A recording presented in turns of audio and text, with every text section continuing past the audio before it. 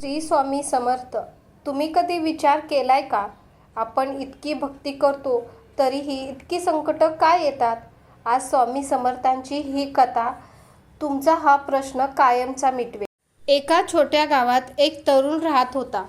तो खूप मेहनती होता, पण त्याच्या आयुष्यात सतत अडचणी येत होत्या. कधी पैसे कमी असायचे तर कधी काम बिघडायचं. नात्यामध्ये दुरावा यायचा. तो दररोज देवाजवळ बसून राहायचा आणि म्हणायचा, स्वामी, मी तुमच्यावर इतका विश्वास ठेवतो, मग माझ्याच आयुष्यात इतकी संकट का येतात? एक दिवस तो निराश बसला. डोळ्यात पाणी होते, मनात खूप प्रश्न होते आणि समस्या अनेक होत्या. पण स्वामी म्हणतात, भिवू नको, मी पाठीशी आहे. कारण मी कोणत्याही रूपात येऊन हर समस्या दूर करण्याचं सामर्थ्य आहे.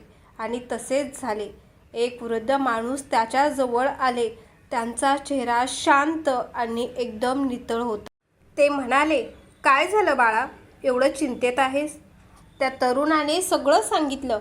वृद्ध हसले आणि म्हणाले, वेळ कधीच कोणासाठी थांबत नाही आणि संकटही कधी कोणासाठी थांबत नाहीत. हा तर आयुष्याचा भागच आहे. तरुण रागाने म्हणाला, भक्ती का करायची? वृद्ध शांतपणे म्हणाले, भक्ती केल्याने संकट येणं थांबत नाहीत, पण संकटाचा वेग कमी होतो. पण त्या तरुणाला काही कळले नाही. बाळा, समज, एखादं मोठं वादळ येतं.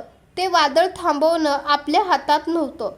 पण जर तू मजबूत घरात उभा असशील तर त्या वादळाचा त्रास कमी होईल.